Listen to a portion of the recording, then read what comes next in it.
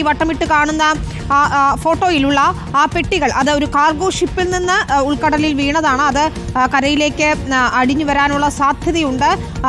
റോഷിപ്പാൽ, ഏതെങ്കിലും ഒരു മേഖലയിൽ എന്നതാണോ അതോ സംസ്ഥാനത്തുടനീളം കടലോര മേഖല ഉള്ളിടങ്ങളിലെല്ലാം ജാഗ്രത എന്ന നിലയിലാണോ? അതായത് കൂടുതൽ ഷിപ്മെന്റ് ഇത്തരത്തിൽ വീണിട്ടുണ്ട് എന്നാണോ കരുതേണ്ടത്? നമ്മൾ ഫോട്ടോയിൽ കാണുന്നത് കുറച്ചെണ്ണം മാത്രമാണ്. പക്ഷേ ഒരു കാർഗോ ഷിപ്പ് എന്ന് പറയുമ്പോൾ അതിൽ ഒരുപാട് ഇത്തരത്തിലുള്ള പെട്ടികൾ ഉണ്ടായിരിക്കുമല്ലോ. അത് ഒരു മേഖല മാത്രമായിരിക്കില്ല അല്ലേ ഒഴുകിയെത്തുക, അല്ലെങ്കിൽ ജാഗ്രത വേണ്ടുന്നത്?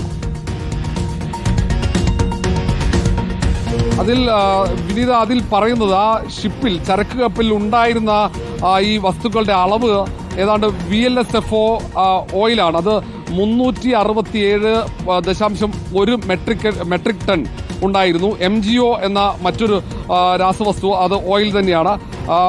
അത് മറൈൻ ഗ്യാസ് ഓയിലാണ്.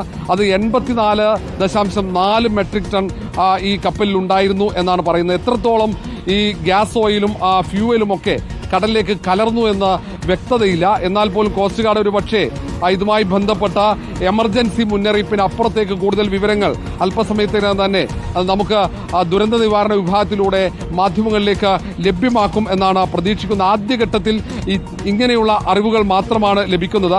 അതിൽ ഒന്ന് മറൈൻ ഗ്യാസ് ഓയിലാണ്, രണ്ടാമത്തേത് very low sulphur fuel oil.